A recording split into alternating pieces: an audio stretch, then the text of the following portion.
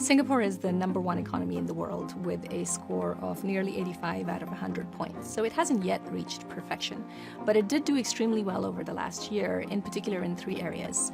In terms of macroeconomic stability, the level and trend in government debt has improved. When it comes to human capital, it's already a leader in the world, but has further improved the skills base of its workforce as well as its future workforce. And then finally, when it comes to infrastructure, it's among the best in the world and is ranked #1 on the infrastructure pillar.